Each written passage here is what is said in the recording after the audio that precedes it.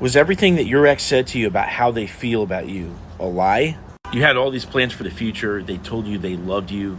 They probably wrote you letters and they did all these super sweet, considerate things. And now all of a sudden, you know, they've basically kicked you to the curb. So what was it? Were they just lying the whole time? Were they just, putting months and months into this deception where they're just like living with you for some other particular reason? And of course, if you really think about it, none of that makes sense. Nobody has the time or the bandwidth to create such an elaborate deception. People can't get away with white lies, let alone, lies that span the course of entire months, right? And so the way that you should be thinking about this is that when your ex says something to you, or when anybody says anything to you, typically it's an expression of how they feel in the moment. So if we go on a date right now, have an amazing time, go get some ice cream, and just like the whole thing has gone well, right? Assuming you're a chick. All right.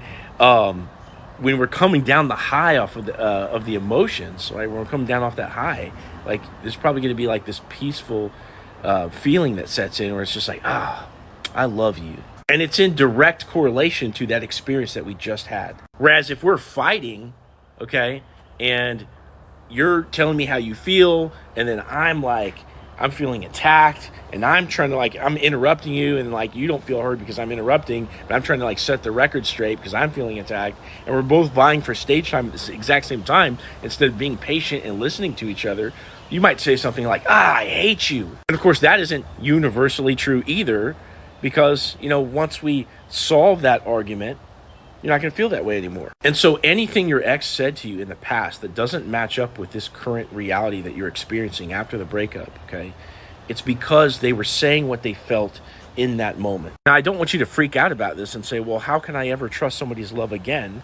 Because again, you should be seeking to create these experiences that evoke love more than you would want to create experiences that evoke hate. And also understand, just because you've experienced a breakup, because a series of events have occurred that drove that person away from you, okay? Likewise, you can do the right things by watching my videos, for example, to get your ex back and create attraction where you're, again, going to experience a different thing than what you have, up to this point. So don't try to resolve everything so logically in your head. I know you want to make sense of it, but the reality is that reality unfolds moment by moment.